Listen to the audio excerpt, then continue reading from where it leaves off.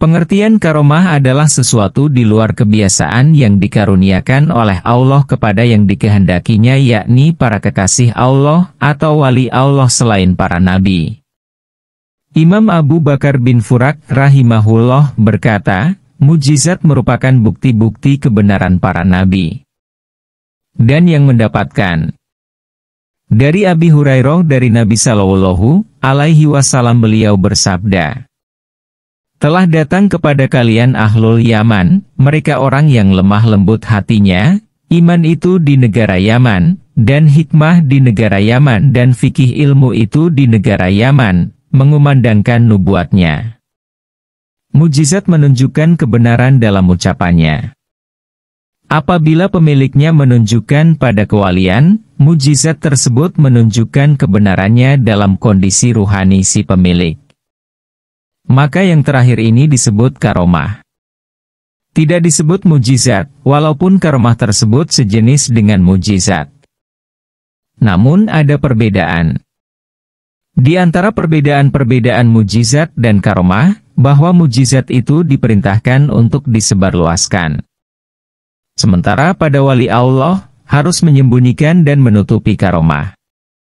Rasulullah Shallallahu Alaihi Wasallam mendakwahkannya, dengan memastikan kebenaran ucapannya. Sedangkan wali tidak mendakwahkannya, juga tidak memastikan melalui karomahnya. Sebab bisa jadi hal itu merupakan cobaan atau istidraj atau tipuan.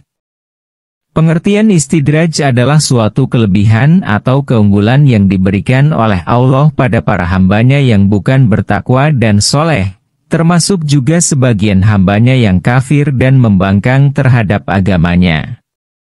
Kelebihan semacam itu sengaja diberikan oleh Allah kepada mereka agar mereka bertambah jauh dari Allah dan tambah bermaksiat kepadanya, sampai pada batas dan waktu yang ditentukan. Yang pada umumnya diakhiri dengan akibat buruk bagi orang itu. Firman Allah Ta'ala yang artinya, maka serahkanlah ya Muhammad kepadaku atau urusan orang-orang yang mendustakan perkataan ini Al-Quran. Nanti kami akan menarik mereka dengan berangsur-angsur ke arah kebinasaan dari arah yang tidak mereka ketahui. Jadi jika seseorang mendapatkan atau mengusahakan sesuatu di luar kebiasaan namun membuatnya bertambah jauh dari Allah seperti meninggalkan perkara syariat, maka hal itu bukanlah karomah namun istidraj atau tipuan. Imam Abu Yazid Al-Bustami juga berkata yang artinya, kalau kamu melihat seseorang yang diberi karomah sampai ia terbang di udara, jangan kamu tertarik kepadanya, kecuali kalau ia melaksanakan suruhan agama dan menghentikan larangan agama dan membayarkan sekalian kewajiban syariat. Contoh karomah para wali Allah, salah satunya berdasarkan firman Allah Ta'ala yang artinya. Berkata Nabi Sulaiman alaihissalam, hai pembesar-pembesar, siapakah di antara kamu sekalian yang sanggup membawa singgasananya, singgasana Ratu Balkis kepadaku sebelum mereka datang kepadaku sebagai orang-orang yang berserah diri? Berkata, Ifrit yang cerdik dari golongan jin, aku akan datang kepadamu dengan membawa singgasana itu kepadamu sebelum kamu berdiri dari tempat dudukmu, sesungguhnya aku benar-benar kuat untuk membawanya lagi dapat dipercaya. Berkatalah seseorang YG memiliki ilmu dari kitabullah, aku akan membawakannya padamu singgasana Ratu Balkis sebelum engkau mengedipkan matamu. Maka ketika Nabi Sulaiman alaihissalam melihat singgasana itu dalam sekejap sudah tegak di hadapannya. Jadi tidak mustahil seorang wali Allah berkata aku mampu berbuat ini dan itu, aku mampu menghidupkan yang mati, aku mampu memindahkan singgasana itu sebelum kau kedipkan matamu, atau ucapan-ucapan yang didasari kekuatan ilahiyah. Jadi orang yang mengingkari karomah wali Allah kufur hukumnya karena ia mengingkari Al-Quran. Contoh karomah lainnya yang disebutkan dalam Al-Quran diantaranya firman Allah tentang Siti Maryam dan beliau bukan termasuk nabi ataupun rasul. Firman Allah Ta'ala yang artinya, maka Tuhannya menerimanya sebagai nazar dengan penerimaan yang baik, dan mendidiknya dengan pendidikan yang baik dan Allah menjadikan Zakaria pemeliharanya. Setiap Zakaria masuk untuk menemui Maryam di mihrab, ia dapati makanan di sisinya. Zakaria berkata, "Hai Maryam, dari mana kamu memperoleh makanan ini?" Maryam menjawab, "Makanan itu dari sisi Allah. Sesungguhnya Allah memberi rezeki kepada siapa yang dikehendakinya tanpa hisab." Kisah Ashabul Kahfi dan sejumlah keajaiban yang muncul, seperti anjing yang berbicara dengan mereka. Kisah Dzulkarnain, dan kompetensi yang diberikan oleh Allah Subhanahu wa Ta'ala yang tidak diberikan kepada orang lain.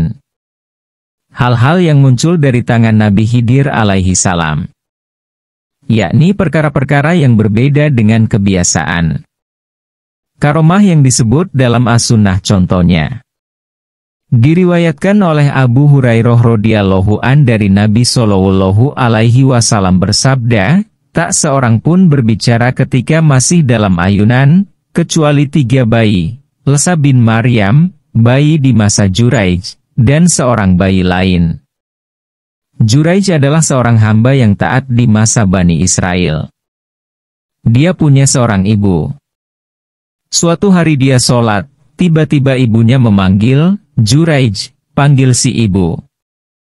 "Tuhan, apakah aku meneruskan sholat atau memenuhi panggilan ibu?" kata Juraij dalam hatinya. Namun Juraij tetap saja sholat, dan panggilan ibunya terulang lagi. Juraij pun tetap saja sholat lagi. Kemudian ibunya merasa jengkel, lantas berdoa, "Ya Allah, jangan kau ambil nyawa Juraij hingga wajah seorang pelacur engkau tampakkan di hadapannya." Di sana ada seorang pelacur di zaman Bani Israel. Pelacur ini berkata pada banyak orang, "Aku akan menggoda Juraij hingga ia mau berzina." Pelacur itu pun mendatangi tempat Juraij, namun gagal menggodanya. Di dekat surau Juraij ada seorang penggembala yang biasa tidur di dekat suraunya.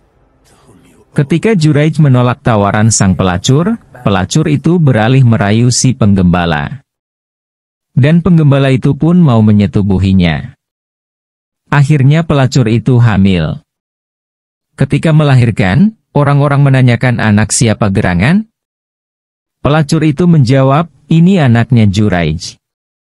Lalu kaum Bani Israel mendatangi suraunya, merobohkan dan memaki-maki Juraij. Ketika itu Juraij sedang sholat, lantas berdoa kepada Tuhannya, dan mendekati si bocah. "Hai bocah, siapa ayahmu?" tanya Juraij. Bocah itu menjawab, "Ayahku adalah penggembala." Kaum Bani Israel sangat menyesali tindakannya, dan meminta maaf pada Juraij. Mereka mengatakan pada Juraij, "Kami akan membangun kembali suraumu." Namun Juraij menolaknya, dan dia bangun sendiri seperti bangunan semula. Sebagaimana kerinduan Imam Sayyidina Ali bin Abi Thalib kepada para wali Allah dan imamnya, Rasulullah menyampaikan bahwa para nabi dan para syuhada merindukan orang-orang yang akan bermunculan sampai akhir zaman nanti karena kedudukan, makom, mereka di sisi Allah Subhanahu wa Ta'ala. Para sahabat pun akan mencintai mereka. Mereka adalah para wali Allah. Rasulullah Shallallahu Alaihi Wasallam bersabda, "Sesungguhnya ada di antara hamba Allah, manusia, yang mereka itu bukanlah para nabi dan bukan pula para syuhada. Mereka dirindukan oleh para nabi dan syuhada pada hari kiamat karena kedudukan, makom, mereka di sisi Allah." Seorang dari sahabatnya berkata, "Siapa gerangan mereka itu wahai Rasulullah? Semoga kita dapat mencintai mereka." Nabi Shallallahu Alaihi Wasallam menjawab dengan sabdanya, "Mereka adalah suatu kaum yang saling berkasih sayang dengan anugerah Allah. Bukan karena ada hubungan kekeluargaan dan bukan karena harta benda. Wajah-wajah mereka memancarkan cahaya dan mereka berdiri di atas mimbar-mimbar dari cahaya. Tiada mereka merasa takut seperti manusia merasakannya dan tiada mereka berduka cita apabila para manusia berduka cita.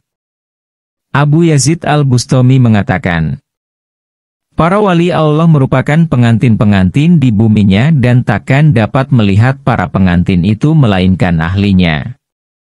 Sahal Ibnu Abdullah At-Tustari ketika ditanya oleh muridnya tentang bagaimana cara mengenal waliullah, ia menjawab, Allah tidak akan memperkenalkan mereka kecuali kepada orang-orang yang serupa dengan mereka, atau kepada orang yang bakal mendapat manfaat dari mereka.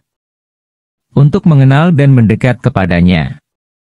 As-Saraj At-Tusi mengatakan, jika ada yang menanyakan kepadamu perihal siapa sebenarnya wali itu dan bagaimana sifat mereka, maka jawablah.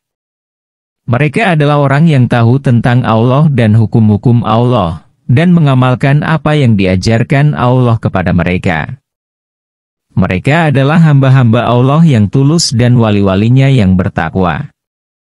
Jika Allah sudah mencintai hambanya maka gerak, langkah dan perilakunya di atas kebenaran dan segala permintaannya selalu dikabulkannya. Namun para wali Allah atau kekasih Allah, mereka malu meminta kepada Allah. Mereka mencukupkan dirinya kepada pengaturan Allah. Dalam sebuah hadits qudsi Allah Ta'ala berfirman, jika aku sudah mencintainya, maka akulah pendengarannya yang ia jadikan untuk mendengar. Dan pandangannya yang ia jadikan untuk memandang. Dan tangannya yang ia jadikan untuk memukul. Dan kakinya yang dijadikannya untuk berjalan, jikalau ia memintaku, pasti kuberi.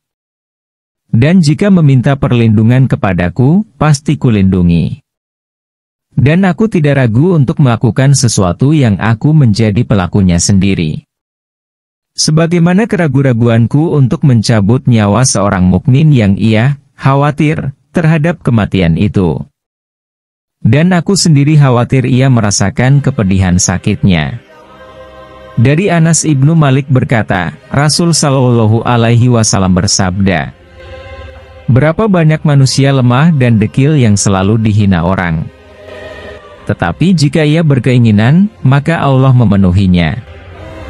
Dan Al-Barra ibnu Malik, salah seorang di antara mereka. Ketika Barra memerangi kaum musyrikin, para sahabat berkata, wahai Barra, sesungguhnya Rasulullah pernah bersabda, andai kata Barra berdoa, pasti akan terkabul. Oleh karena itu, berdoalah untuk kami. Maka Barra berdoa, sehingga kami diberi kemenangan.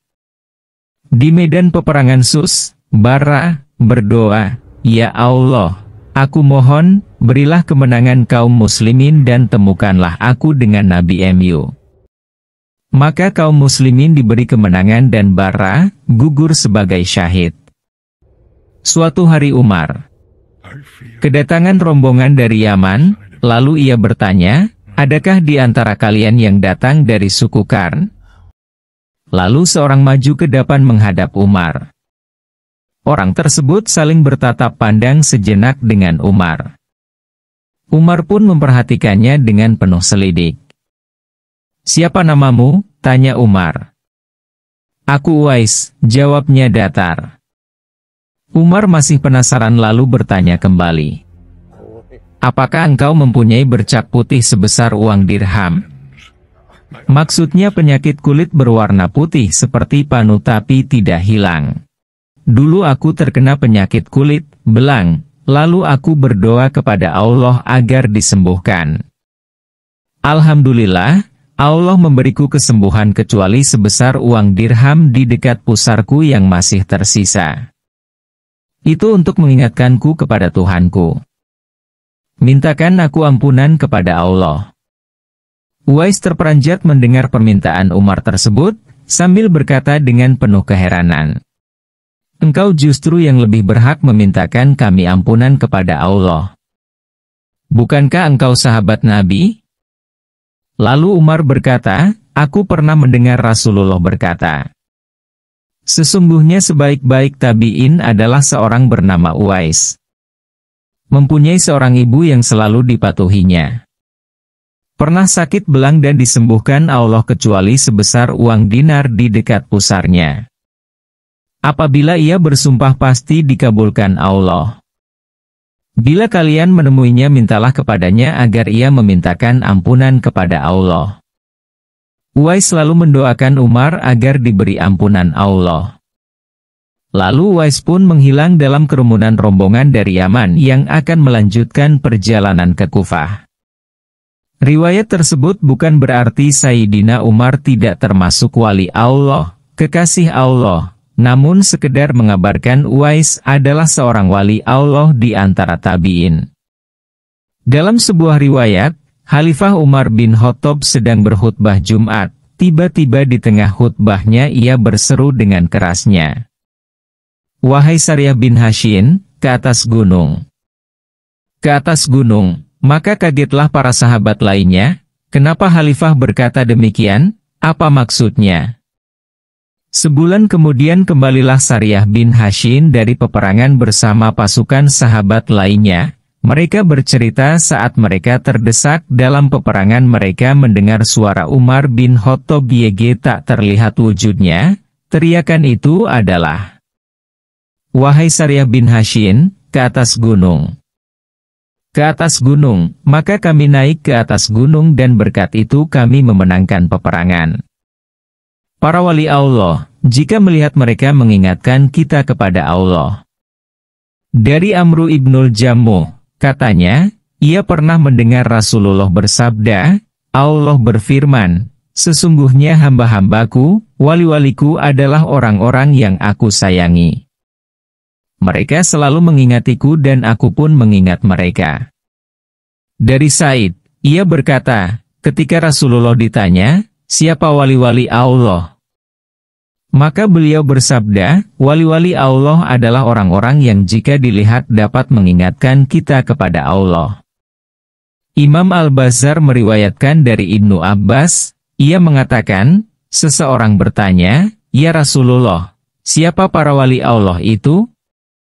Beliau menjawab, orang-orang yang jika mereka dilihat, mengingatkan kepada Allah. Iyadz ibnu Ghanam menuturkan bahwa ia pernah mendengar Rasulullah bersabda, malaikat memberitahu kepadaku. Sebaik-baik umatku berada di tingkatan-tingkatan tinggi. Mereka suka tertawa secara terang, jika mendapat nikmat dan rahmat dari Allah. Tetapi mereka suka menangis secara rahasia, karena mereka takut mendapat siksa dari Allah.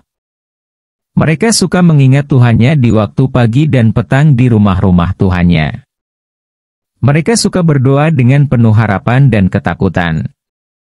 Mereka suka memohon dengan tangan mereka ke atas dan ke bawah. Hati mereka selalu merindukan Allah. Mereka suka memberi perhatian kepada manusia, meskipun mereka tidak dipedulikan orang.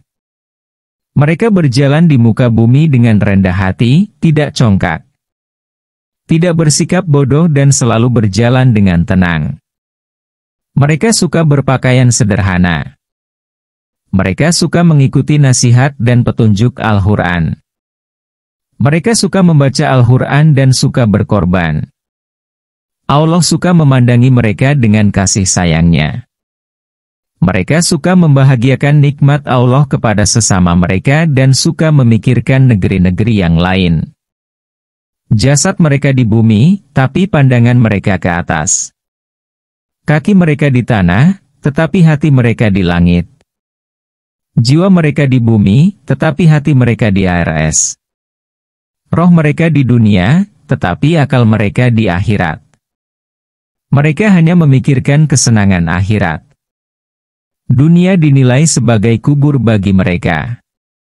Kubur mereka di dunia, tetapi kedudukan mereka di sisi Allah sangat tinggi. Kemudian beliau menyebutkan firman Allah yang artinya, kedudukan yang setinggi itu adalah untuk orang-orang yang takut kepada hadiratku dan yang takut kepada ancamanku. Dari riwayat-riwayat di atas bisa diketahui bahwa para wali Allah adalah mereka yang paling baik ibadahnya, paling taat kepadanya dan paling zuhud di dunia.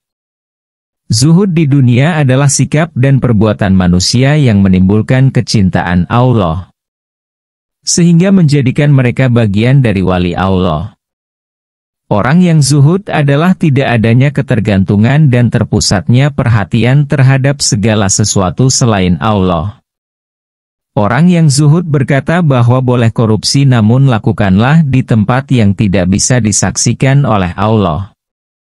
Artinya, orang yang zuhud setiap ia melangkah dan berbuat sesuatu selalu mengingat Allah. Orang yang zuhud ketika berhubungan dengan Allah, mereka selalu mengingat bahwa mereka hanyalah ciptaannya. Sehingga orang yang zuhud ketika mereka berhubungan dengan ciptaannya seperti manusia. Contohnya dalam perkara muamalah maka mereka selalu mengingat Allah. Orang yang zuhud adalah yang dimaksud dengan ulil albab sebagaimana firman Allah yang artinya, yaitu orang-orang yang mengingat Allah sambil berdiri atau duduk atau dalam keadaan berbaring dan mereka memikirkan tentang penciptaan langit dan bumi, seraya berkata, "Ya Tuhan kami, tiadalah Engkau menciptakan ini dengan sia-sia, Maha Suci Engkau, maka peliharalah kami dari siksa neraka." Orang yang zuhud bersikap qanaah terhadap rizki yang halal dan ridho terhadapnya serta bersikap iffah, menahan diri dari perbuatan haram, dan hati-hati atau bahkan menghindari terhadap syubhat. Secara sederhana qanaah ini dapat diartikan dengan mencukupkan apa yang ada, mensyukuri karunia Allah, yang telah dianugerahkannya kepada kita tanpa ada keluhan-keluhan yang keluar sedikit. Imam Syafi'i mengatakan, jika engkau mempunyai sifat qanaah, sama halnya engkau dengan seorang raja. Maksudnya, seseorang yang mempunyai sifat qanaah keadaannya selalu cukup, karena sikapnya mencukupkan atau mensyukuri apa yang ada padanya. Hatinya kaya dan gembira karena sifat qanaah itu. Jiwa yang merasa cukup dan ifah serta berkorban dengan harta dan jiwa di jalan Allah merupakan hakikat zuhud. Zuhud terhadap apa yang dimiliki manusia, berarti menjauhkan diri dari merasa iri hati terhadap apa yang dimiliki oleh manusia, serta mengosongkan hati dari mengingati harta milik orang lain.